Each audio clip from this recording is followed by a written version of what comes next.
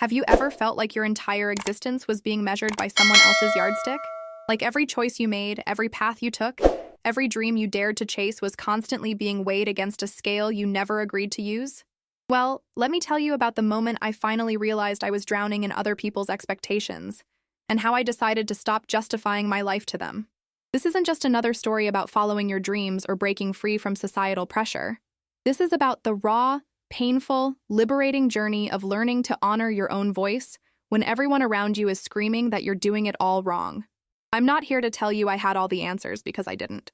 I'm here to share what it felt like to be suffocated by constant judgment, to carry the weight of disappointment that wasn't even mine to bear, and to finally, after years of exhausting myself trying to make everyone understand, just stop. Stop explaining. Stop defending. Stop shrinking myself to fit into boxes that were never designed for someone like me. My name doesn't matter for this story, but what matters is that for the longest time, I lived my life as if it was a courtroom, and I was perpetually on trial. Every family dinner became an interrogation. Every phone call with relatives turned into a performance review. Every social gathering felt like I was standing in front of a panel of judges who had already decided I was failing before I even opened my mouth. The question came in different forms, but it always carried the same underlying message. When are you going to get serious about your career? Sometimes it was dressed up as concern. We just worry about your future, honey. Other times it was thinly veiled disappointment. Your cousin just got promoted again? She's really going places. And occasionally it came as outright criticism. You're wasting your potential. You're throwing your life away. Each version cut deeper than the last because they all implied the same thing: that the life I was building wasn't good enough, that I wasn't good enough, that my version of success was somehow inferior to theirs. I spent years trying to help them understand. I explained my choices until I was blue in the face. I justified my decisions with carefully constructed arguments. I presented evidence of my happiness, my growth, my accomplishments that didn't fit their definition of achievement. I shared my plans, my dreams, my vision for a life that felt authentic to me. But no matter how articulate I was, no matter how passionate my defense, it never seemed to be enough. They would nod politely, maybe even say they understood. But then a few weeks later, there it would be again. So, when are you going to get serious about your career? It was like being trapped in a loop, constantly explaining myself to people who had no intention of actually listening. The exhaustion wasn't just mental. It was physical, emotional, spiritual. I could feel it in my chest, this heaviness that grew heavier with each conversation. I would prepare myself before family events, rehearsing responses to questions I knew were coming. I developed anxiety around phone calls from certain relatives. I started avoiding social situations where I knew I'd have to defend my life choices yet again. And the worst part?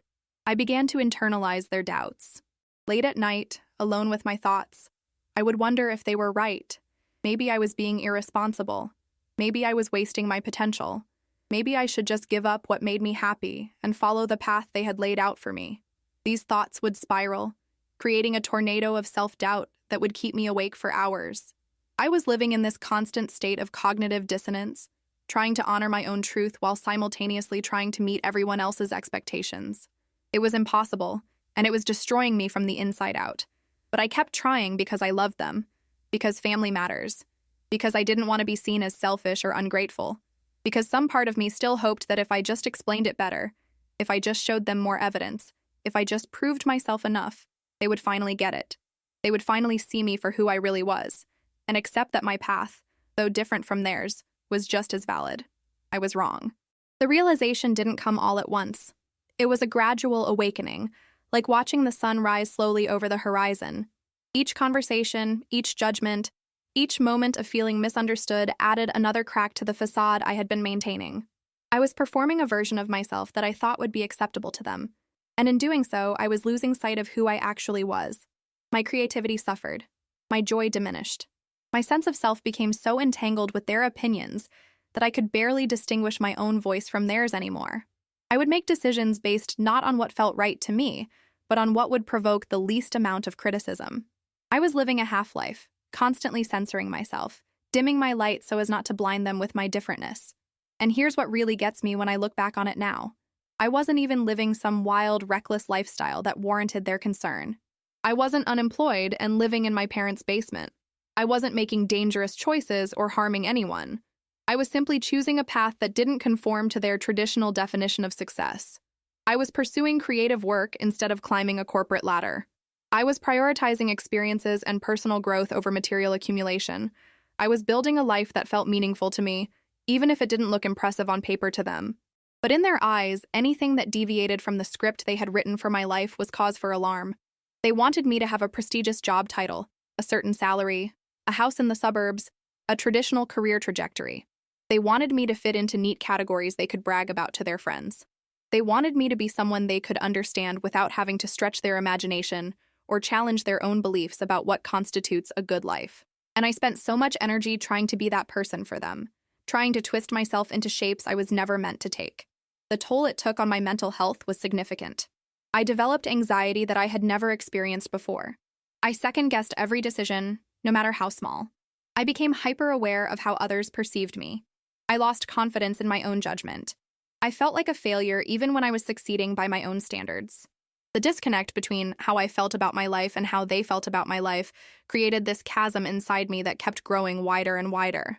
I was exhausted from trying to bridge that gap, from trying to bring them over to my side of understanding. Have you ever felt like you're screaming into a void and nobody can hear you? That's what it felt like. Every explanation I offered seemed to evaporate into thin air. Every achievement that mattered to me was dismissed because it didn't align with their metrics. Every time I tried to share my joy, it was met with concern about my future. It was isolating in a way that's hard to articulate.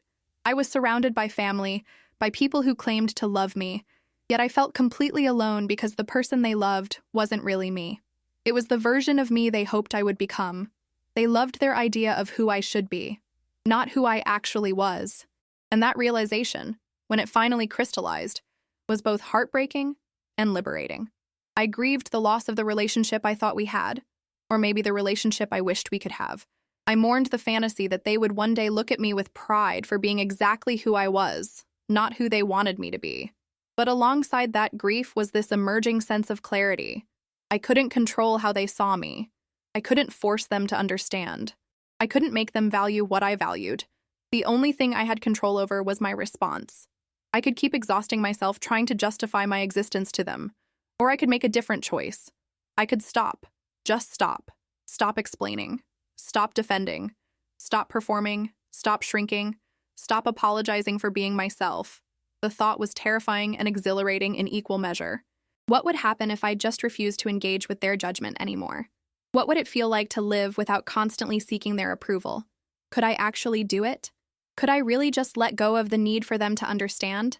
These questions swirled in my mind for weeks, creating both anxiety and anticipation. The weight of other people's expectations is something nobody really prepares you for. When you're young, you're taught to respect your elders, to listen to advice, to value the wisdom of those who came before you. These are good lessons, important lessons even. But somewhere along the way, the message gets distorted. Respect becomes obedience. Listening becomes compliance. Valuing wisdom becomes surrendering your own judgment. I started noticing this pattern in my life around my mid-20s. I had graduated from college, started working, and was beginning to build what I thought was a pretty decent life. But the questions started coming fast and hard from everyone around me. My parents wanted to know when I was going to pursue a graduate degree. My aunts and uncles wondered why I wasn't working at a real company like their kids. My grandparents couldn't understand why I was wasting my education on creative pursuits. Old family friends asked when I was going to settle down, get a serious job, buy a house. Every interaction became a minefield of potential judgment. I found myself calculating before speaking, editing my truth to make it more palatable to whoever I was talking to. With my mom, I emphasized the stable aspects of my work. With my dad, I highlighted any financial gains, no matter how small. With extended family, I learned to deflect and redirect, asking them about their lives before they could interrogate me about mine. It was exhausting maintaining all these different versions of my story, tailoring my narrative to minimize criticism. The expectations weren't just about career either, though that was the primary battleground. They extended to every aspect of my life. Why was I still renting instead of buying? Why wasn't I in a serious relationship? Why did I spend money on travel instead of saving for retirement? Why did I dress that way, talk that way, choose friends that way? Every choice I made was apparently up for debate and discussion. And the thing about expectations is they're sneaky. They don't usually announce themselves boldly. They seep into your consciousness slowly, like water gradually filling a room. You don't realize you're drowning until you're already gasping for air. I didn't wake up one day and think, I'm living my life according to other people's expectations. It happened gradually. A choice here influenced by what my parents would think. A decision there shaped by how my siblings might react. A path not taken because of what extended family might say. Before I knew it, I was living a life that was some strange composite of everyone's opinions except my own. The pressure was constant, and it came from all directions. Social media made it worse. I would see my peers posting about promotions, engagements, home purchases, and I would feel this crushing sense of inadequacy. Never mind that I didn't want those things, or that I was actively choosing a different path. The mere fact that I didn't have them made me feel like I was falling behind in some race I never signed up to run. The comments on my posts were always tinged with concern. Still doing the creative thing, huh? Living the dream, they'd say, but with that tone that implied they thought it was a phase, something I'd grow out of when I matured and got serious about life. Family gatherings became particularly brutal. There was always that moment, usually after everyone had a few drinks, when the gloves came off. Someone would start with a seemingly innocent question, and then it would snowball. Pretty soon I'd find myself in the hot seat, defending my life choices to a room full of people who had already decided I was making mistakes. They'd share stories about people they knew who had followed passion and ended up broke and miserable. They'd lecture me about the importance of security, stability, planning for the future. They'd paint these vivid pictures of me at 50, full of regrets, wishing I had listened to them. And I would sit there, feeling smaller and smaller, trying to articulate why my path was valid, why my choices made sense, why my version of success was just as legitimate as theirs. But my words always seemed to fall flat. They would nod, but I could see in their eyes they weren't really hearing me. They had already made up their minds. In their narrative, I was the wayward child who needed to be guided back to the right path. I was the cautionary tale in the making. I was the one who was going to learn the hard way. The judgment wasn't always explicit. Sometimes it was just a look, a sigh, a change of subject when I talked about my work. Sometimes it was what they didn't say. The lack of interest when I shared something I was proud of. The absence of encouragement when I talked about my goals. The way they would light up discussing my cousin's achievements, but grow quiet when the conversation turned to me. These silent judgments hurt more than the spoken ones because they felt like erasure. It was as if the life I was living didn't even count as a life worth acknowledging. I started to notice how their expectations were shaping not just how I presented myself, but how I actually made decisions. I turned down opportunities because I knew they'd disapprove. I stayed in situations longer than I should have because at least they were situations my family could understand. I dimmed my enthusiasm about things that brought me joy because I knew that joy would be met with concern rather than celebration. I was betraying myself in 1,000 small ways, and each betrayal carved out a little more of my soul. The worst part was the internalized voice that developed. It wasn't just external anymore. I had absorbed their doubts so completely that I had become my own harshest critic. I would get excited about something, and immediately that voice would chime in. But what will they think? Is this responsible? Shouldn't you be doing something more serious? I couldn't escape the judgment because I had internalized it. It lived inside me now. A constant companion whispering that I wasn't enough. I wasn't doing enough. I wasn't being enough. I tried so many strategies to manage their expectations. I tried proving myself through achievements they might value. I tried educating them about alternative paths to success. I tried setting boundaries around what topics we discussed. I tried humor to deflect the serious conversations. I tried vulnerability, sharing how their constant questioning affected me. Nothing worked. Or rather, nothing worked for long. They would back off temporarily, but then the cycle would start again. Because here's the truth I was slow to accept. Their expectations weren't really about me. They were about them. About their fears, their regrets, their own unlived lives. About their need for control and certainty in an uncertain world. About their desire to see their values validated through my choices. They needed me to follow a certain path, not because it was best for me, but because it would make them feel secure in their own choices. My differentness threatened their worldview. If I could be happy living a life that contradicted everything they believed about success and security, what did that say about the sacrifices they had made? What did it say about the dreams they had abandoned? It was easier to paint me as confused or irresponsible than to consider that maybe, just maybe, there wasn't one right way to live. I carried their expectations like stones in my pockets. Each one relatively small on its own, but collectively they were weighing me down, making it harder and harder to move forward. I was so busy trying to carry their stones that I couldn't pick up anything of my own. I couldn't pursue opportunities that excited me because I was too weighed down. I couldn't run toward my dreams because I could barely walk under the burden of their expectations. And I was exhausted. Bone deep, soul tired, exhausted. The kind of exhaustion that sleep doesn't fix because it's not physical. It's existential. I was tired of performing, tired of explaining, tired of defending, tired of trying to be someone I wasn't, tired of feeling guilty for wanting what I wanted, tired of apologizing for my life. Just tired. Have you ever reached that point where you're so tired that something has to give? Where you realize that if you keep going the way you're going to break completely? That's where I found myself, standing at this crossroads between continuing to carry everyone else's expectations or finally putting them down. The breaking point came at a family gathering I'll never forget. It was my uncle's birthday, one of those big milestone birthdays that brings everyone together. The house was full of relatives, some I saw regularly, others I only encountered at events like this. The air was thick with the smell of home-cooked food, and laughter echoed through the rooms. It should have been a joyful occasion, and for everyone else, it probably was. But for me, it became the moment everything changed. I had been dreading this gathering for weeks. I knew what was coming. My cousin Sarah had just gotten promoted to senior vice president at her tech company. My brother had recently bought his second investment property. My sister had announced she was pregnant with her third child. Everyone had these tangible, easy-to-celebrate accomplishments. And then there was me, working on creative projects that nobody in my family really understood, living in a modest apartment, single and seemingly directionless by their standards. I could already hear the questions, feel the judgments, sense the disappointed looks hidden behind forced smiles. I almost didn't go. I stood in my apartment that morning, half-dressed, seriously considering calling in sick, but guilt won out. It always did. So I went, armed with prepared responses and a fake smile plastered on my face. The first hour was fine. People were still arriving, food was being set out, and the attention was scattered. I managed to blend into the background, helping in the kitchen, playing with my nieces and nephews. But then came dinner. We all gathered around the large dining table, squeezed together in mismatched chairs, plates piled high. My uncle stood up to make a toast, thanking everyone for coming. Then he did what I knew he would do. He started going around the table, asking everyone to share their good news, their accomplishments since the last gathering. My stomach clenched. Sarah went first, beaming as she talked about her promotion, the team she now managed, the projects she was leading.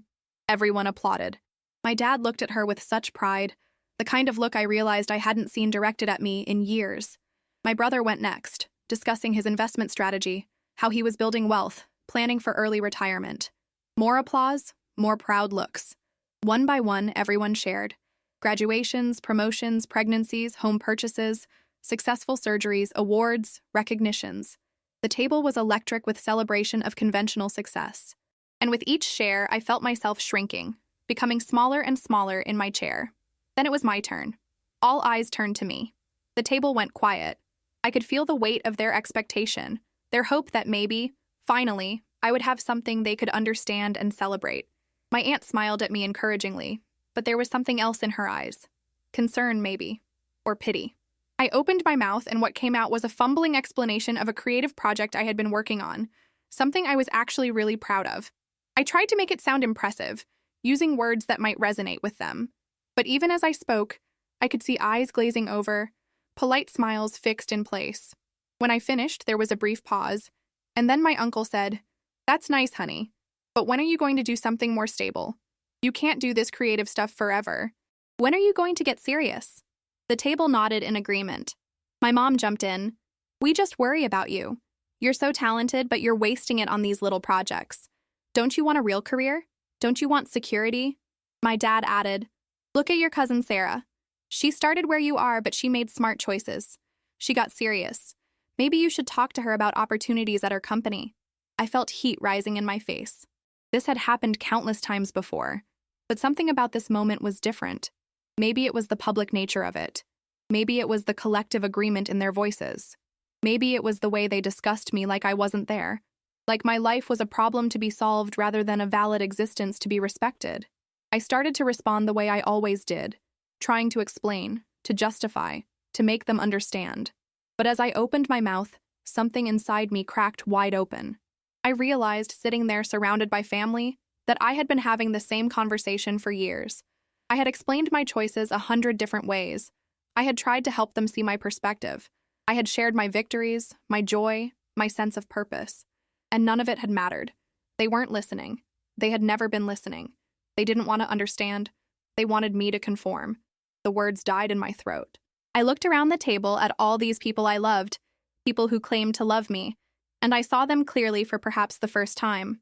They were trapped in their own boxes of shoulds and supposed tos, and they desperately needed me to climb into a box too because my freedom threatened their sense of security. My uncle, who had spent 40 years in a job he hated but paid well. My aunt, who had given up her dreams of being an artist to be a responsible accountant. My parents, who had followed every rule, checked every box, and now in their 60s were just beginning to ask themselves if they had lived the life they actually wanted. They weren't trying to protect me. They were trying to protect themselves from the discomfort of seeing someone choose differently. I stood up. The table went silent again, but this time the quality of silence was different. My aunt reached out. "Honey, we're just trying to help." I interrupted her, something I had never done before. My voice was calm, calmer than I expected, but there was steel in it. "No," I said. "You're not trying to help me. You're trying to make yourselves feel better by convincing me to live the way you think I should live. And I'm done. I'm done explaining myself to you. I'm done justifying my choices. I'm done trying to make you understand. My life is not a problem that needs solving. It's not a phase I need to grow out of. It's my life, and I'm living it intentionally, and your approval or lack of it doesn't change the fact that I'm happy. I'm doing work that matters to me. I'm building a life that feels authentic, and I'm not going to apologize for that anymore." The table was completely silent now. You could hear the clock ticking in the next room. My mother's face had gone pale. My father looked angry. Some relatives looked shocked. Others looked uncomfortable. Sarah, my perfect cousin, was staring at her plate. I continued, "I love you all, but I can no longer participate in these conversations where you dissect my life and find it wanting. I won't be defending my choices anymore. I won't be explaining my path anymore. If you can't celebrate who I am and what I'm doing, then we simply won't discuss it. I'm setting this boundary not out of anger, but out of self-preservation. I've spent years trying to help you see me, and I'm tired. I'm choosing myself now." Then I did something I had never done before. I left. I grabbed my coat and walked out of that house while my uncle's birthday party continued behind me. My hands were shaking as I drove home. Part of me expected my phone to blow up with angry calls and texts, but it stayed mostly quiet. A few messages from my sister asking if I was okay. One from my cousin saying she understood more than I knew. But mostly, silence. And in that silence, I felt something I hadn't felt in years. I felt free. The weight I had been carrying for so long had been set down. I had stopped justifying my life to them, and the sky hadn't fallen. The world hadn't ended. I had simply claimed my right to exist as myself without their permission. That night, I couldn't sleep, but it wasn't from anxiety. It was from this buzzing energy, this sense of having crossed a threshold I could never uncross. I had been so afraid of their disapproval, so convinced I needed their understanding. But I had survived without it. More than survived. I felt more alive than I had in years. Have you ever had a moment where you finally stood up for yourself and realized you should have done it years ago? That's what this felt like. It wasn't comfortable. It wasn't neat. But it was necessary. And it was just the beginning of everything changing. Discovering what success really meant to me wasn't a sudden revelation. It was a gradual unlearning of everything I had been taught. In the days and weeks following that family gathering, I found myself in this strange new space. I had set a boundary, walked away from the constant judgment, but now I was faced with a question I had been avoiding for years. If I wasn't living according to their definition of success, what was my definition? I realized I had spent so much energy defending my choices that I hadn't actually taken the time to clearly articulate to myself what I was building toward.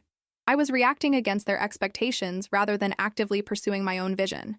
There's a difference between knowing what you don't want and knowing what you do want, and I had been operating primarily in the former category. So I did something I probably should have done years earlier. I took myself away for a weekend, rented a small cabin in the mountains, and spent 3 days in intentional solitude. No phone, no internet, no distractions, just me, a journal, and the space to finally listen to my own voice without all the external noise. The first day was uncomfortable. Without the constant input and distraction of daily life, I was face to face with thoughts and feelings I had been avoiding. I felt guilt about what had happened at the birthday party. I worried about whether I had been too harsh. I questioned whether I was making a huge mistake. But I stayed with the discomfort, and by the second day, something shifted. I started writing, not about what I should want or what others expected of me, but about moments in my life when I had felt truly alive. When had I felt most myself? When had time seemed to disappear because I was so engaged in what I was doing? When had I felt that deep sense of satisfaction that comes not from external validation, but from internal alignment? The answers surprised me. It wasn't the times I had received praise or achieved something impressive by conventional standards. It was quieter moments. The time I spent months working on a creative project that nobody else would see, but that challenged me to grow in new ways. The conversations I had with people where we connected deeply over shared struggles and dreams. The moments when I was learning something new, not for career advancement, but purely for the joy of expanding my understanding. The times when I helped someone else not because it would look good on my resume, but because I genuinely wanted to contribute to their well-being. As I wrote, a pattern emerged. What brought me the most fulfillment was growth, connection, creativity, and contribution. Not titles, not salary, not prestige, not checking boxes on someone else's list. I valued work that challenged me intellectually and creatively. I valued relationships that were authentic and deep. I valued freedom to structure my time in ways that honored both productivity and rest. I valued being able to say yes to opportunities that excited me, even if they didn't make conventional sense. I valued continuous learning and evolution. I valued making choices aligned with my values even when they were harder than taking the well-trodden path. This was my definition of success. Had anyone in my family ever asked me what success meant to me? Had I ever really asked myself, before this moment? The answer to both questions was no. We had all operated on this unspoken assumption that success was universal, that everyone wanted the same things: financial security, professional prestige, conventional milestones. But what if that wasn't true? What if success was deeply personal, varied from person to person, and couldn't be measured by external metrics alone? I thought about my father, who had climbed the corporate ladder, achieved the director position he had been striving for, and then admitted to me in a rare vulnerable moment that he felt empty. He had everything he was supposed to want, but something was missing. I thought about my aunt who had given up art, and how I would sometimes catch her staring wistfully at paintings in galleries, a look of longing on her face that broke my heart. I thought about how many people I knew who were successful by conventional standards but were medicated for anxiety and depression, working jobs they hated, living lives that looked impressive from the outside but felt hollow on the inside. And I realized something profound. The reason they were so threatened by my choices wasn't because I was failing. It was because on some level I was succeeding in ways they wished they had been brave enough to pursue. My unconventional path forced them to confront their own unlived dreams, their own compromises, their own fears. It was easier to paint me as irresponsible than to acknowledge that maybe, just maybe, they had sacrificed things they shouldn't have sacrificed. This realization filled me with compassion for them, but it also strengthened my resolve. I couldn't live my life trying to make them feel better about their choices. That wasn't my responsibility. My responsibility was to live with integrity, to honor what mattered to me, to build a life that felt true even if it looked strange to others. By the third day in that cabin, I had filled pages and pages of my journal. I had mapped out what mattered to me. I had identified my core values. I had articulated my definition of success. It wasn't about money, though I needed enough to meet my needs and have some security. It wasn't about prestige, though I wanted to do work I was proud of. It wasn't about following a prescribed path, but about creating my own. My version of success included doing work that engaged my creativity and intellect, having time and energy for relationships that mattered, continuously growing and learning, contributing something meaningful to the world in whatever way I could, having the freedom to structure my life in ways that honored my needs and values, and living with integrity aligned with my beliefs. When I looked at this list, I realized something liberating. By these metrics, I was already successful. Not perfectly, not completely, but substantially. I was doing work I cared about. I had deep friendships. I was learning constantly. I was contributing in ways that might not be visible or impressive to others, but that mattered to me. I had structured a life that gave me freedom and flexibility. I was living aligned with my values. The problem had never been that I was failing. The problem was that I was measuring myself against the wrong standard. It's like training for a marathon, but being judged on your ability to swim. Of course, I would appear to be failing if success was defined as something I wasn't even trying to achieve. This clarity changed everything. I returned from that weekend with a sense of groundedness I had never experienced before. I wasn't confused about what I was doing or why. I wasn't uncertain about my path. I had done the internal work to understand what I was building and why it mattered. And with that clarity came a kind of confidence that didn't require anyone else's validation. I no longer needed to convince anyone that my life was worthwhile, because I knew it was worthwhile. I no longer needed to justify my choices because I had justified them to the only person whose opinion truly mattered: myself. I understood now that I had been seeking external validation for an internally defined success, and that was impossible. It was like trying to get them to appreciate a painting when they were looking for a sculpture. We weren't even speaking the same language, but now I was fluent in my own language, and that was enough. The next time someone asked me when I was going to get serious about my career, I had a different response ready. Not a defensive explanation or a justification, but a simple truth. I am serious about my life, just not in the way you define serious. And I'm okay with that. This shift wasn't about becoming defiant or dismissive of others. It was about becoming anchored in my own truth. It was about building my life from the inside out rather than the outside in. It was about recognizing that I had been giving away my power by constantly seeking approval for choices that didn't require anyone's approval but my own. Have you ever experienced that moment when you stop living for others and start living for yourself? It's terrifying and exhilarating in equal measure. Because once you taste that freedom, that alignment, that sense of living true to yourself, you can never go back to the way things were before. And I didn't want to go back. For the first time in years, I was excited about my life, not despite what others thought, but regardless of what they thought. And that made all the difference. The confrontation that shifted everything happened about a month after I had walked out of my uncle's birthday party. My mother called me, which wasn't unusual, but there was something different in her voice. She asked if she could come over to talk, just the two of us. I agreed, though I was nervous. I had maintained my boundary since that night, keeping conversations light, avoiding discussions about my career or life choices. Some family members had respected it. Others had tested it with passive-aggressive comments that I had learned to deflect or ignore. But I hadn't really processed everything with my mom specifically, and I knew this conversation was coming. She arrived at my apartment on a gray Saturday afternoon. I made tea, and we sat across from each other in my small living room.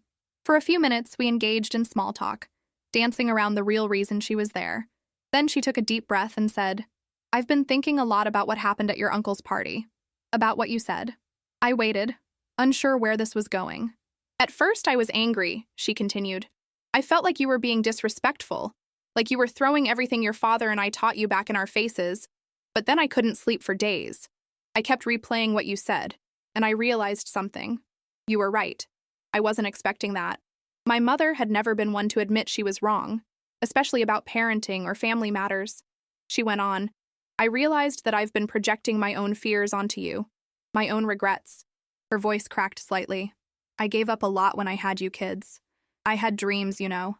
I wanted to be a writer. I had started a novel. But then life happened, and I made choices that I thought were responsible, that I thought were what I was supposed to do. And I buried those dreams so deep that I convinced myself they had never mattered." Tears were forming in her eyes, and I felt my own throat tightening. "When I look at you, pursuing your creative work, living on your own terms, it brings up all this stuff I thought I had dealt with. It makes me wonder what my life could have been if I had been braver. And that's scary. It's easier to tell you that you're being irresponsible than to confront my own choices. But that's not fair to you. You're not living your life at me. You're just living your life." She paused, wiping her eyes. "I'm sorry. I'm sorry for constantly questioning you. I'm sorry for not asking you what success means to you instead of imposing my definition on you. I'm sorry for making you feel like you had to defend your existence to me. You don't. You never did." I was crying now, too. This was the conversation I had needed for years, but had never expected to have. My mom reached across and took my hand. "I want you to tell me about your life. Really tell me. Not the version you think I want to hear, but the true version. I want to understand what makes you happy, what you're building, what matters to you. Not so I can judge it or fix it, but so I can actually know you." So I told her. I told her about my creative projects, about the satisfaction I got from making things, from learning, from connecting with others doing similar work. I told her about my definition of success, about the weekend I spent in the cabin figuring it all out. I told her about how free I felt since I stopped trying to justify my life to everyone, I told her about my fears too, because they existed. I told her about the moments of doubt, the times when I wondered if everyone was right and I was wrong. I told her it wasn't always easy, but it was mine, and that mattered more than anything else. She listened, really listened, in a way she never had before. When I finished, she said, "I'm proud of you." Not for the reasons I thought I would be, but for having the courage to live authentically. That's something I never did, and I've paid a price for it. I don't want that for you. Then she said something that surprised me even more. I've started writing again, just for myself. It's terrifying and exhilarating, and I'm probably terrible at it after all these years, but it feels like I'm reconnecting with a part of myself I thought was dead. Watching you stand up for yourself gave me permission to ask myself what I wanted, maybe for the first time in decades. We talked for hours that afternoon. She told me about her own struggles with family expectations, about how she had felt pressured into a certain kind of life, about dreams she had abandoned. I told her about the judgment I had felt, the constant measuring myself against impossible standards, the exhaustion of performing a version of myself for everyone's comfort. It was the most honest conversation we had ever had. As she was leaving, she hugged me tight and whispered, "Don't stop being yourself. Not for me, not for anyone.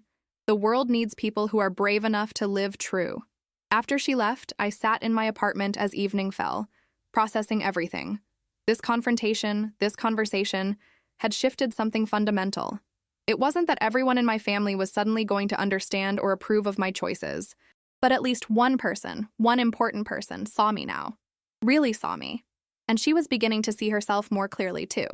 This experience taught me something crucial about boundaries and confrontation. When I had walked out of that birthday party, I wasn't trying to punish anyone or make a dramatic statement. I was protecting myself, claiming my right to exist without constant judgment. But that action had ripples. It forced people to look at their own behavior, their own motivations. For some, like my mother, it opened a door to deeper honesty and connection. For others, it would create distance. And I was learning to be okay with that too. Not everyone was ready or willing to do the work my mother did. My father still struggled with my choices, though he made fewer comments now. Extended family mostly avoided discussing my life altogether, which was fine by me. Some relationships became more superficial, but the ones that deepened became richer than I could have imagined. My sister called me a few weeks later and admitted she had been living vicariously through me, wishing she had the courage to make different choices in her own life. My cousin Sarah confessed that despite her impressive job, she was miserable, and had been for years, climbing a ladder she wasn't sure she wanted to be on. These conversations wouldn't have happened if I hadn't first confronted the dynamic, if I hadn't stopped justifying and started living. The confrontation wasn't just with my family, it was with myself too. I had to confront my own addiction to their approval, my own fear of disappointing them, my own tendency to shrink myself to fit their expectations. I had to confront the part of me that believed I needed their permission to live my life. I had to confront the internalized voice of judgment that had taken up residence in my own head. This was harder than confronting them because I couldn't walk away from myself. I had to sit with my own doubts and fears and slowly, patiently, challenge them. I had to learn to be my own champion, my own validator, my own permission giver. Every time the old thought patterns arose, what will they think? Is this responsible? Shouldn't I be doing something more serious? I had to consciously replace them with new thoughts. What do I think? By my definition of responsibility, is this aligned? I am being serious, just not in conventional ways. It was exhausting work, rewiring decades of conditioning. But with each small victory, each moment when I chose my own judgment over internalized criticism, I felt stronger, more solid in myself. The confrontation taught me that setting boundaries isn't cruel. It's essential. That walking away from judgment isn't abandonment. It's self-preservation. That claiming your right to live as you choose isn't selfish. It's self-honoring. And that sometimes the most loving thing you can do, both for yourself and for others, is to stop participating in dysfunctional patterns, even when it's uncomfortable, even when it causes conflict, even when it means relationships have to change or end. Letting go of the need to explain myself was perhaps the most liberating and challenging aspect of this entire journey. For so long, explanation had been my default mode. Someone questioned my choice? I explained. Someone expressed concern? I explained. Someone implied I was making a mistake? I explained. I had become so skilled at defending my life that it was almost automatic, like a reflex I couldn't control. But after the boundary I set and the conversations that followed, I realized that this constant explanation wasn't serving me. In fact, It was keeping me stuck in a dynamic where my life was perpetually on trial. Every explanation was an implicit acknowledgement that I owed people an accounting of my choices, that their approval was something I needed to earn. And I didn't. I didn't owe anyone an explanation for how I chose to live my life, any more than they owed me an explanation for theirs. The first few times I caught myself about to launch into an explanation and chose not to, it felt unnatural, almost rude. My aunt asked why I was still doing the creative thing instead of getting a real job, and instead of my usual detailed response about the work I was doing and why it mattered, I simply said, "Because it's what I want to do," and changed the subject. The silence that followed was awkward. She looked taken aback, clearly expecting the usual defensive monologue.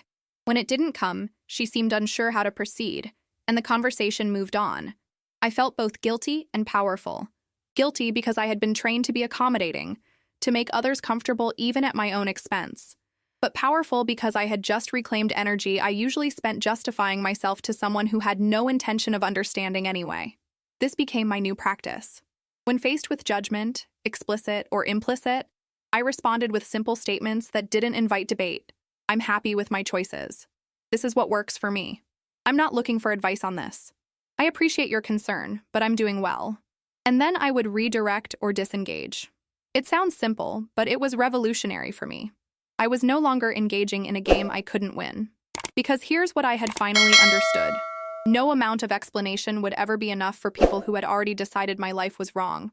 I could talk until I was blue in the face, present evidence, craft perfect arguments, and they would still find reasons to doubt or criticize. The problem wasn't my explanation skills. It was that I was trying to convince people of something they didn't want to be convinced of. Their resistance wasn't about lack of information. It was about their own fears, values, and need for control.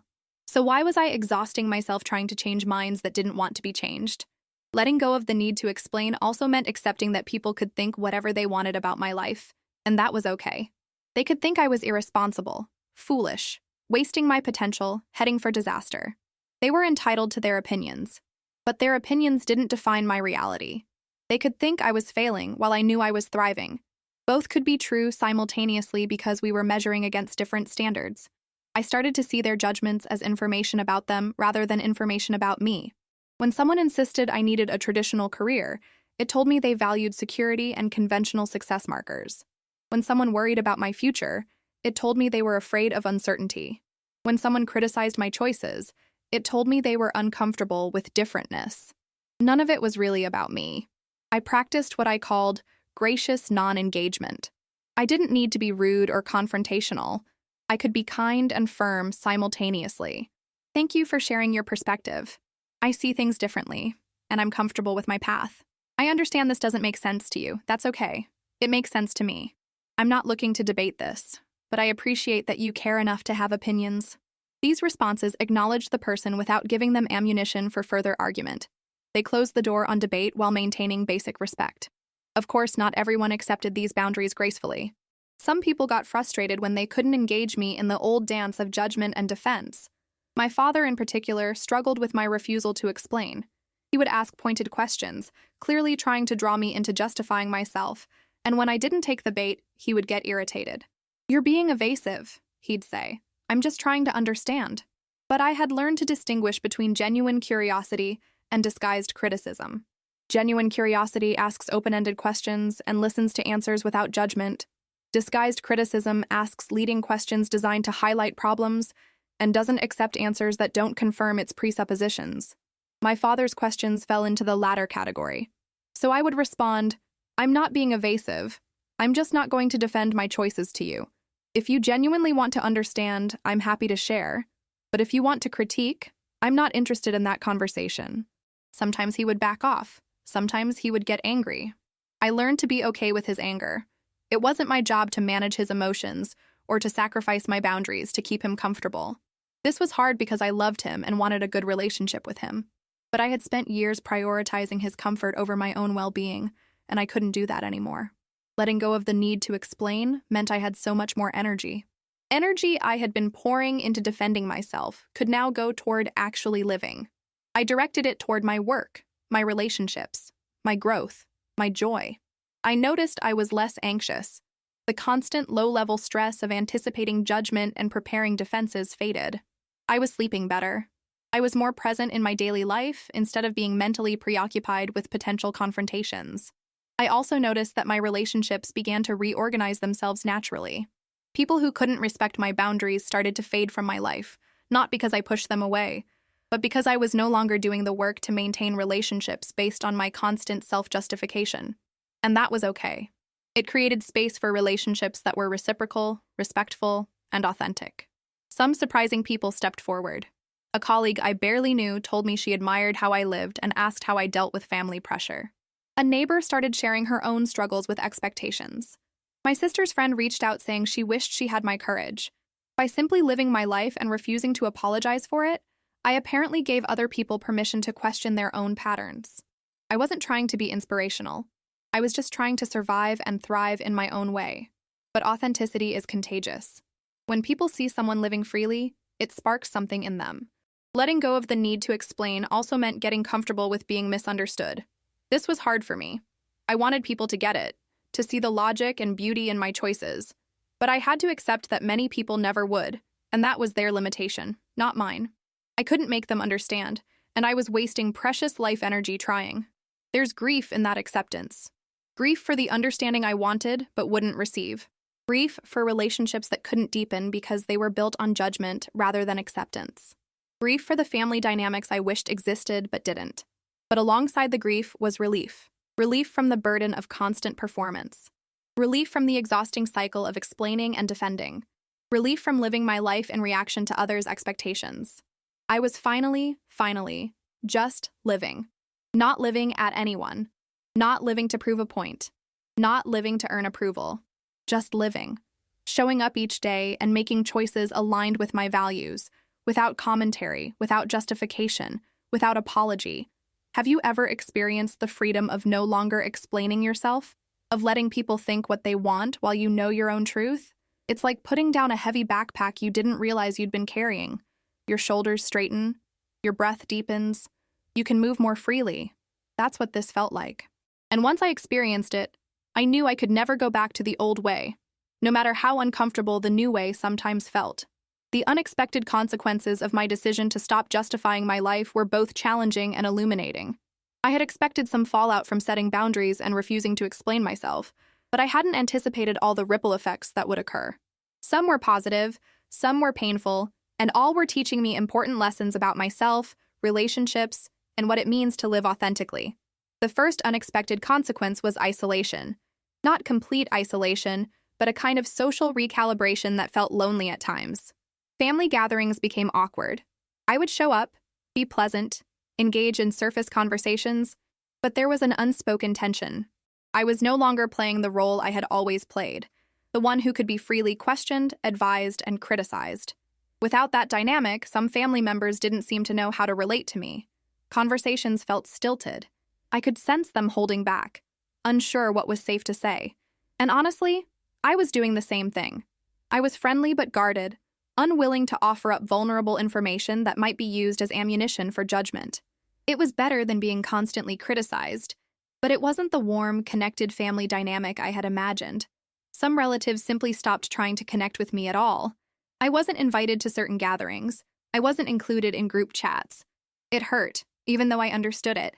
I had disrupted the system by refusing to play my assigned role, and systems don't like disruption. Rather than adjust, some people found it easier to just exclude me. I had to grieve this. Grieve the fantasy that my family would embrace me as I was, that they would do the work to understand me, that we could have authentic relationships. For some people in my family, that wasn't going to happen, and I had to accept it. Another unexpected consequence was the discomfort of not having familiar patterns to fall back on. As dysfunctional as the constant justification had been, it was familiar. I knew that dance. I knew my steps. Without it, I sometimes felt unmoored. Who was I if not someone constantly defending herself? How did I show up in relationships without that familiar dynamic? I had to learn new ways of being, and that was uncomfortable. I had to practice sitting with silence instead of filling it with explanations. I had to get comfortable with people being uncomfortable with me. I had to learn to trust that the right people would accept me without requiring justification, even when current evidence made that hard to believe. I also faced an unexpected identity crisis. So much of my sense of self had been built in opposition to others' expectations. I knew what I didn't want, what I was rebelling against. But who was I when I stopped defining myself in opposition to them? What did I actually want, separate from any desire to prove them wrong? This required deep reflection. I realized that some of my choices had been motivated by a kind of defiance, a need to show them I could succeed my way. But was that really my way? Or was it still letting them dictate my path, just in reverse? I had to examine my motivations and make sure I was moving towards something I genuinely wanted, not just away from something I didn't want. This process led to some surprising shifts. I realized that some aspects of my life that I had been defending weren't actually serving me. I had been so focused on asserting my right to live differently that I hadn't asked myself if differently was actually better for me. For example, I had been living in a small apartment in an expensive city, struggling financially at times, partly because I was proving a point about not needing material success. But when I got honest with myself, I realized I was more stressed about money than I wanted to admit, and that stress was affecting my well-being and creativity. Maybe a bit more financial stability wouldn't be selling out. Maybe it would just be taking care of myself. This was hard to admit because I had been so adamant that money didn't matter. But I was learning that taking care of myself wasn't betraying my values, it was honoring them. I could value creative work and financial stability. I could prioritize authenticity and also recognize that some conventional wisdom about saving and planning made sense. I didn't have to reject everything traditional just to prove I was different. Another unexpected consequence was the attention I started getting from people outside my family. By refusing to dim my light or apologize for my choices, I apparently became more visible. People started asking me about my work, wanting to collaborate, offering opportunities. It was as if by claiming my own worth, others could see it more clearly too. This was validating, but also overwhelming. I had gotten so used to not being understood that when people did understand, I almost didn't trust it. I had to learn to receive support and recognition without waiting for the other shoe to drop. I also experienced unexpected guilt. Even though I knew I was doing the right thing for myself, there was guilt about the pain my boundaries caused others. My mother had come around, but my father was clearly hurt and confused by my distance. Some relatives felt rejected. I had to constantly remind myself that I wasn't responsible for their emotions, that healthy boundaries sometimes cause temporary pain but lead to more authentic long-term relationships, that I couldn't set myself on fire to keep others warm. The guilt would pop up at random times. I'd be going about my day, feeling good, and suddenly I'd think about my dad's disappointed face and feel terrible. Or I'd see other families that seemed to get along effortlessly and wonder if I was the problem, if I was just being difficult. These moments required self-compassion and recommitment to my boundaries. I had to keep reminding myself why I had made these choices, what it had cost me to live under constant judgment, how much lighter I felt now. Perhaps the most unexpected consequence was discovering who my real allies were. It wasn't always who I expected. My youngest cousin, who I had barely known, reached out and shared that watching me stand up for myself had inspired her to quit a job that was making her miserable. A friend from college who I had lost touch with sent a message saying she had always admired my courage but had been too insecure to say so. My sister, who I had assumed was perfectly content with her traditional life, confessed she was envious of my freedom and was making changes in her own life. These connections deepened in ways they never had before because they were built on authenticity rather than performance. At the same time, I lost people I thought were close to me. A longtime friend who I had considered family turned out to be more invested in my being a certain way than in accepting who I actually was. When I stopped seeking her approval, the friendship just sort of dissolved. It hurt, but it also clarified that the relationship had been conditional in ways I hadn't recognized. I also experienced the unexpected consequence of having to deal with my own shadows. Without the external drama of constant conflict with family, I had to face my own stuff, my own fears of inadequacy, my own perfectionism, my own tendency to seek validation. It turned out that even after I stopped seeking validation from family, I was seeking it elsewhere. I had just transferred the need. Recognizing this was humbling. I wasn't as free as I thought. I had more work to do, internal work that wasn't about them at all, but about my own patterns and wounds. The journey of stopping justifying my life to others revealed that I also needed to stop needing to justify my life to myself. I needed to trust my own judgment more deeply. I needed to believe in my worth independent of any external metric. I needed to be okay with not having everything figured out, with making mistakes, with changing my mind, with being messy and human. This was the deeper work, and it's ongoing. Every day I practice choosing myself. Some days it's easy, some days it's hard, but it's always worth it. The unexpected consequences taught me that transformation is never clean or simple. It's messy and complicated and often painful. But on the other side of that pain is a kind of freedom that makes it all worthwhile. Have you ever made a decision that changed everything, even in ways you didn't anticipate? That's what this was for me. The consequences kept unfolding, teaching me, challenging me, shaping me. And through it all, I kept choosing myself, kept honoring my path, kept trusting that living authentically was worth whatever unexpected challenges arose. Finding my true path without approval was like learning to walk again. I had spent so much of my life using others' approval as a crutch, something to lean on, something that helped me feel stable and secure. Without it, I felt wobbly at first, uncertain of each step. But gradually, I found my own balance, my own way of moving through the world that didn't require external support. The first thing I had to do was get crystal clear on what I actually wanted. Separate from any desire to prove anything to anyone. This sounds simple, but it was surprisingly complex. For years, my goals had been entangled with showing others they were wrong about me. I wanted to succeed my way partly to demonstrate that my way worked. But that meant I was still giving them power over my definition of success, just in reverse. I needed to dig deeper. What did I want when nobody was watching? What would I do if I knew I would never receive recognition or validation for it? What called to me in the quiet moments when I wasn't performing for anyone? These questions led me to some surprising answers. I realized I had been chasing certain opportunities partly because they sounded impressive, because they were things I could point to if questioned. But when I got honest with myself, some of them didn't actually align with my deepest values and desires. I had to let them go, even though it felt risky. What if I let go of the impressive things and then had nothing to show for myself? This fear was real, but I pushed through it. I started making choices based purely on what felt right to me, what excited me, what aligned with my vision for my life. I took on projects that might not make sense to anyone else, but that lit me up inside. I pursued learning in areas that had no practical application but that fascinated me. I spent time on things that wouldn't produce anything tangible but that fed my soul. And something interesting happened. When I stopped trying to prove anything, my work got better. Without the weight of external judgment, I was free to experiment, to fail, to try unconventional approaches. My creativity flourished because I wasn't constantly second-guessing myself based on what others might think. I was making art, writing, creating, building things that were truly mine, uncorrupted by the need for approval. This authenticity resonated with people. Not everyone, but the right people. I started connecting with others who were on similar journeys, who valued the same things I valued, who got excited about the same kinds of work and ideas. These relationships were different from my family relationships. They weren't based on obligation or shared history. They were based on genuine connection, shared values, mutual respect. These people didn't need me to justify my choices because they were making similar choices.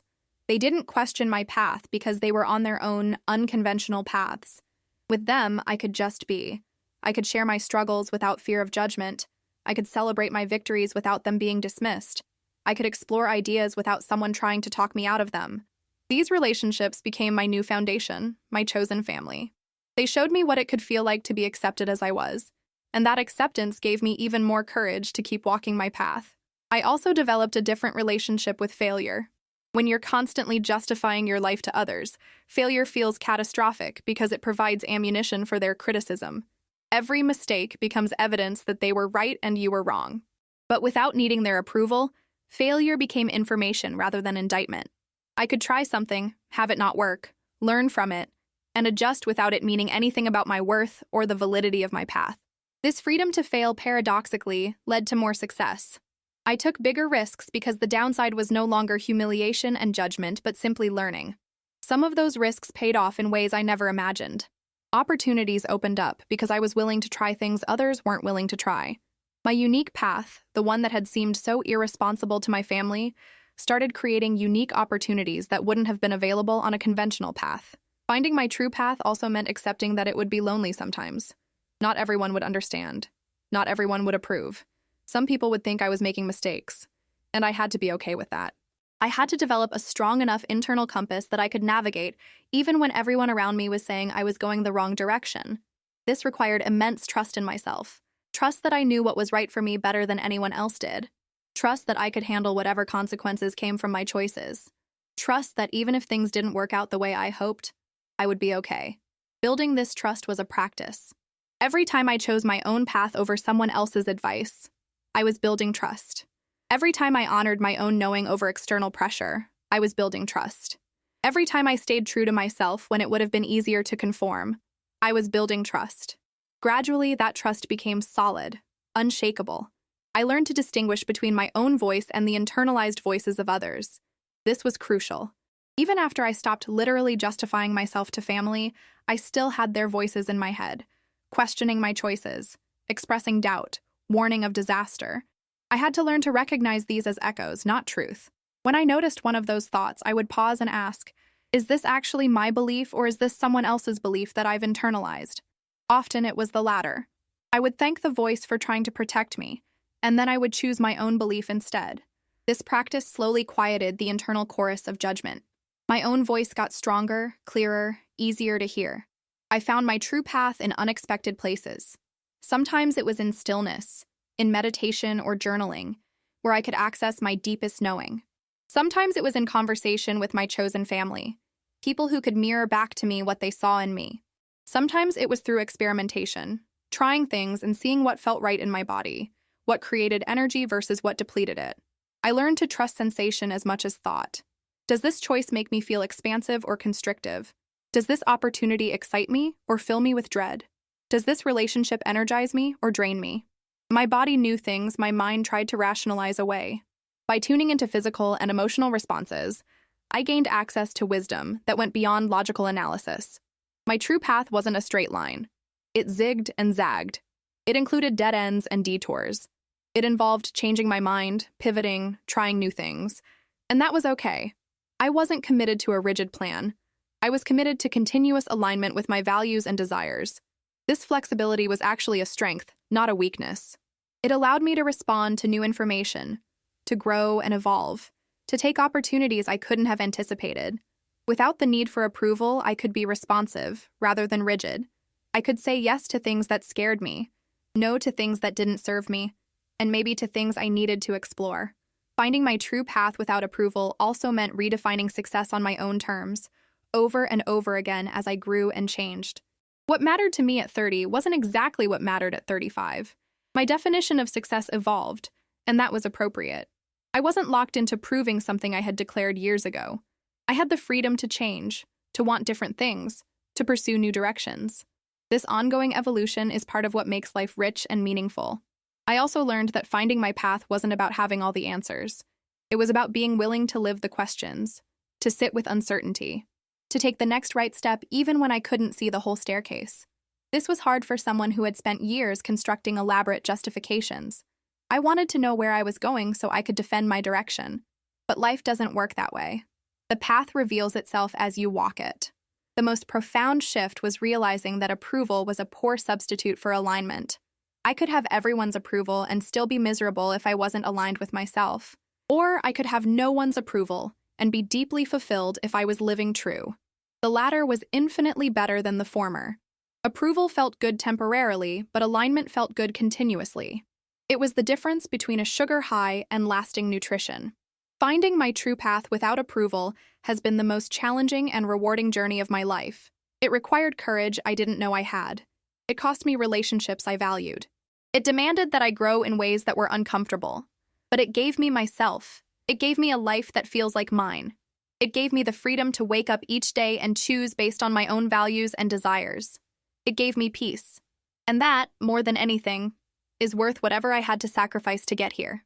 If you're struggling with others' expectations, if you're exhausted from justifying yourself, if you're wondering whether your path is valid even though it doesn't look like everyone else's, let me tell you, it is.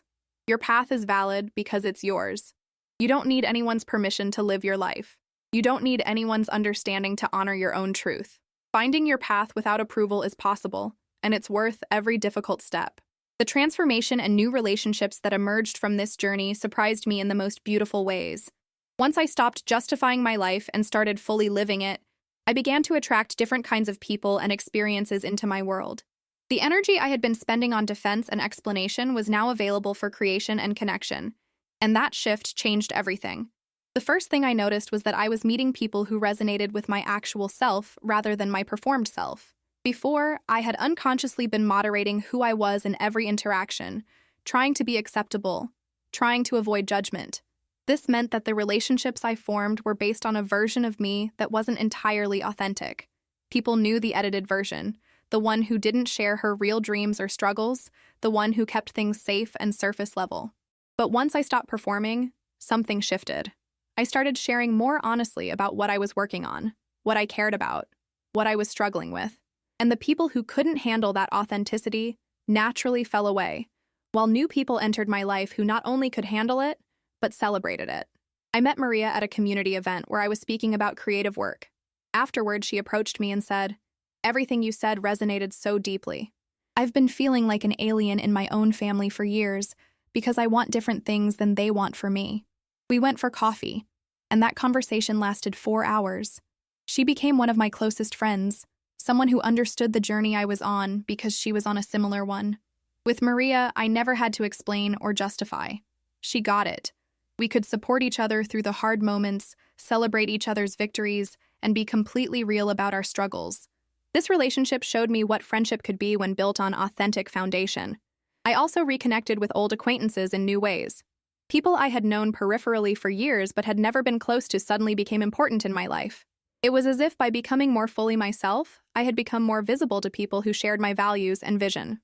A former colleague named David reached out after seeing some of my creative work online. "I always knew you were holding back," he said. "It's amazing to see you fully expressed." We started collaborating on projects, and his belief in my work was so different from the doubt I had experienced from family. He saw possibilities where they saw risks. He saw strength where they saw foolishness. Working with him and others like him showed me that the right people don't need to be convinced of your value. They see it immediately and want to amplify it. My romantic life changed too.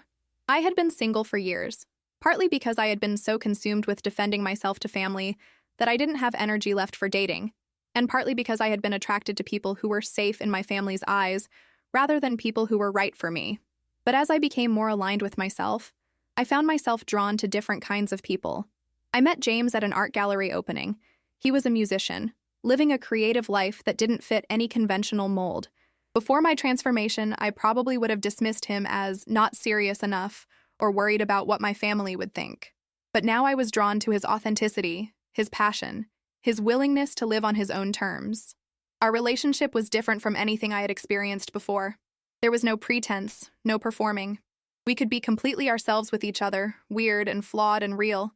He never questioned my choices or tried to get me to be more conventional. He loved me for exactly who I was, and I could love him the same way. This relationship taught me that partnership is so much richer when both people are fully themselves, rather than trying to fit into boxes for each other. The transformation wasn't just about new relationships. Existing relationships deepened in unexpected ways. My sister, who I mentioned earlier, began opening up about her own struggles with expectations. She had always seemed perfectly content with her traditional life, but it turned out she had been suffocating too. Watching me break free gave her permission to examine her own life more critically. She started making changes, small at first, then bigger. She went back to school for something she was passionate about rather than something practical.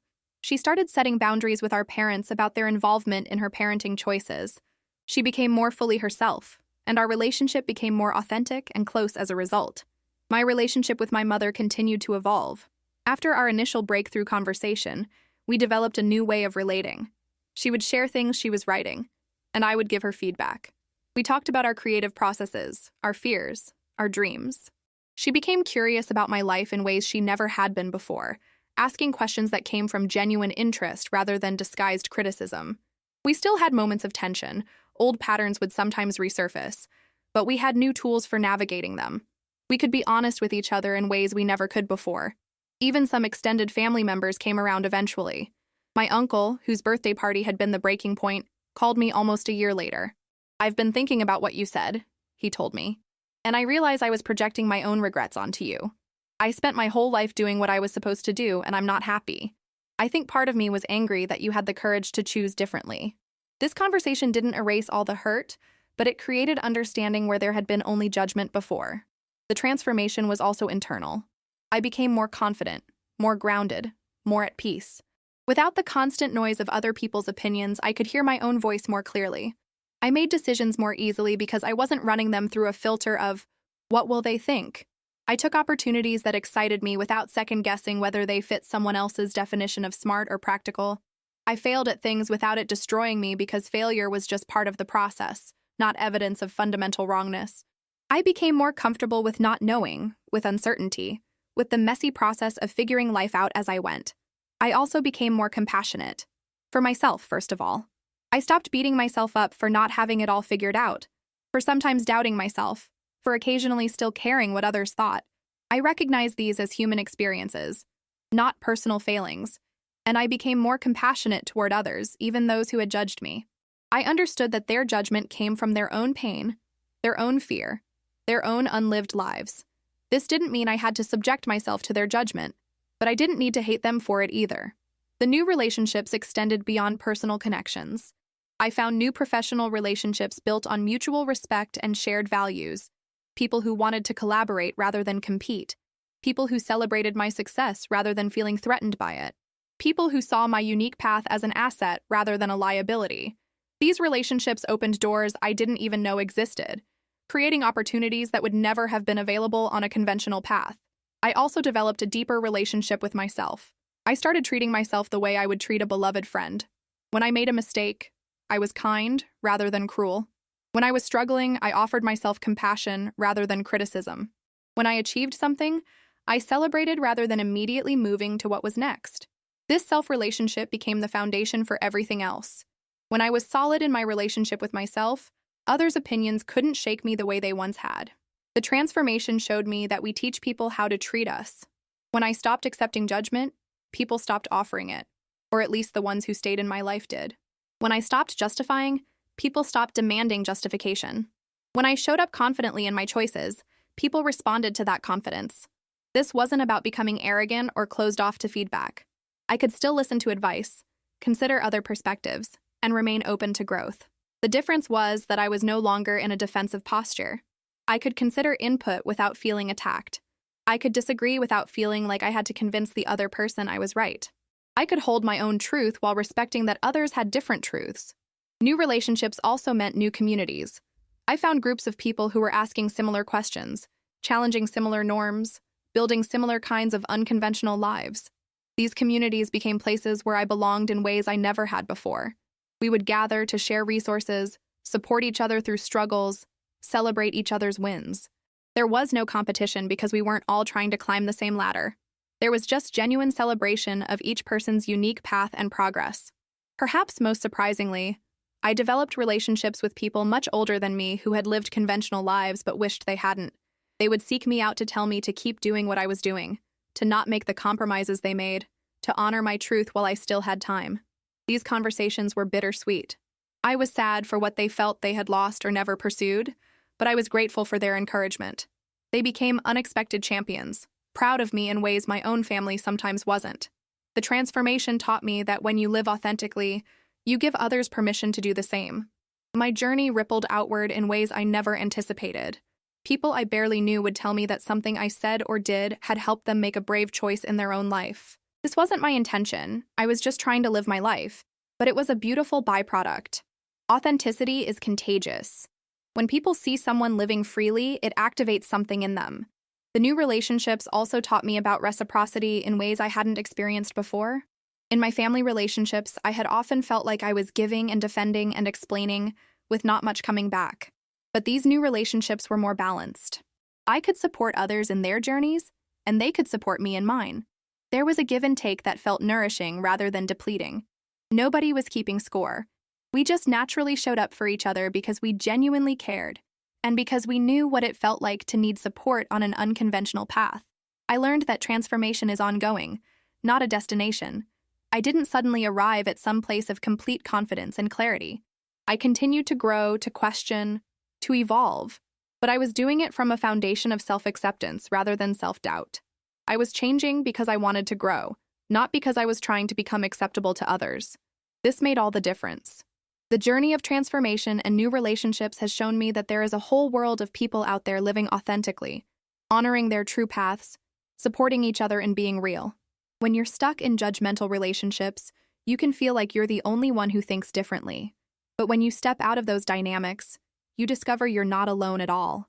There are so many of us trying to live true, and we can find each other if we're brave enough to show up as ourselves. Living life on my own terms has become more than just a decision. It has become a daily practice, a continuous choosing of myself over the expectations and judgments of others. As I sit here now, reflecting on this entire journey, I am overwhelmed with gratitude for the moment I finally said no more. For the moment I stopped justifying my life to people who had no intention of understanding it.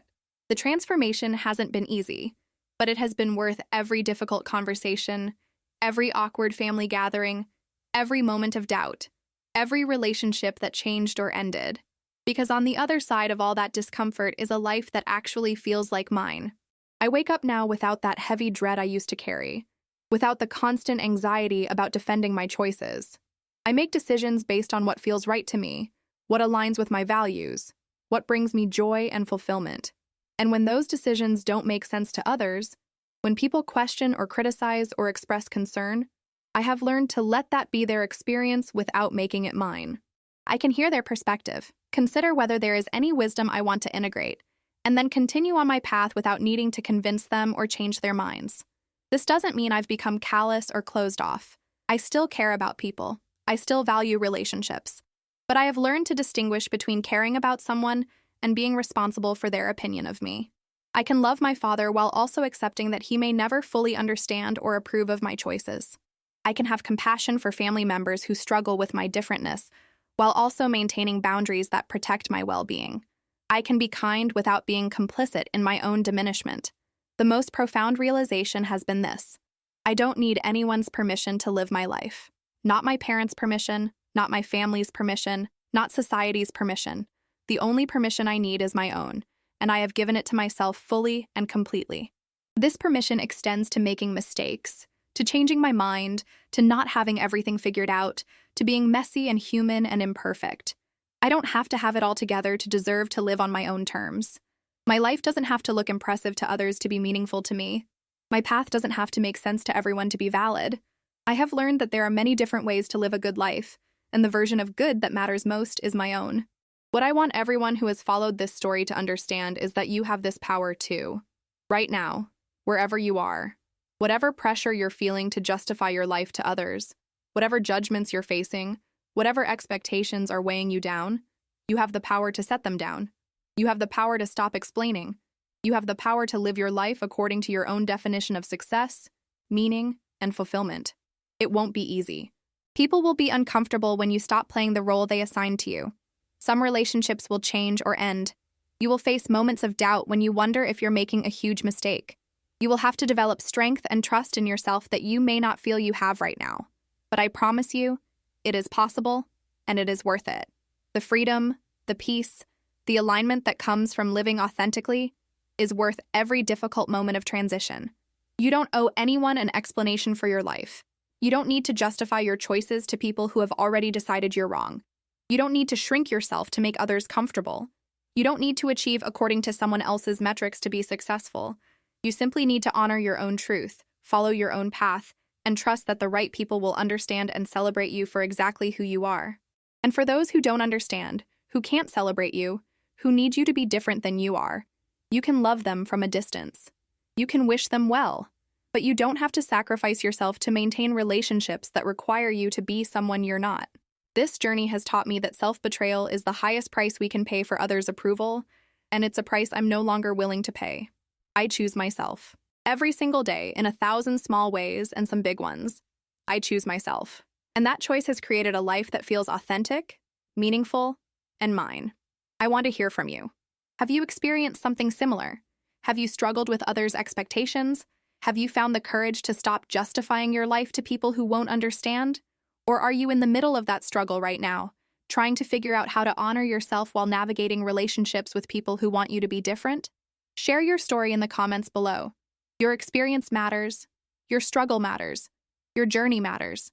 And by sharing it, you might give someone else the courage they need to start choosing themselves too. If this story resonated with you, if it touched something in your heart, if it made you feel less alone in your own journey, please leave a like. It helps this message reach more people who need to hear it. More people who are exhausted from justifying their lives. More people who are ready to start living authentically. And if you want more stories like this, more honest explorations of what it means to live authentically in a world full of expectations, subscribe to Living Through It. Hit that notification bell so you don't miss future stories. This channel is dedicated to sharing real experiences, real struggles, real transformation. Not the highlight reel, but the actual journey of being human and trying to live true. Understanding this content is so important because so many of us are walking around carrying the weight of others' expectations, performing versions of ourselves that aren't real, exhausting ourselves trying to earn approval we don't actually need. This isn't just about being rebellious or difficult. It's about understanding that you have one life, and you deserve to live it in a way that honors who you actually are, not who everyone thinks you should be. It's about recognizing that the opinions of others, no matter how well-intentioned, cannot be the foundation on which you build your life. Only you know what's right for you. Only you can walk your path. Only you can determine what success and fulfillment mean for you. Thank you for being here, for listening to my story, for being willing to consider that maybe, just maybe, you don't need to justify your life to anyone. Thank you for being part of this community where we can be real about the struggles of living authentically. Thank you for your courage, whether you're just beginning to question others' expectations or whether you're well along your own path of choosing yourself. We're all in this together, figuring it out as we go, supporting each other in living true. Remember, your life is yours. You don't need permission. You don't need approval. You just need courage. And you have more of that than you know. Keep going. Keep choosing yourself. Keep living your truth. The world needs people who are brave enough to be authentically themselves. Be one of those people. Start today, right now, by making one choice that honors who you really are rather than who others think you should be. That's where it begins. That's where everything changes. I'm cheering for you. We're all cheering for you. Now go live your life on your own terms. You've got this.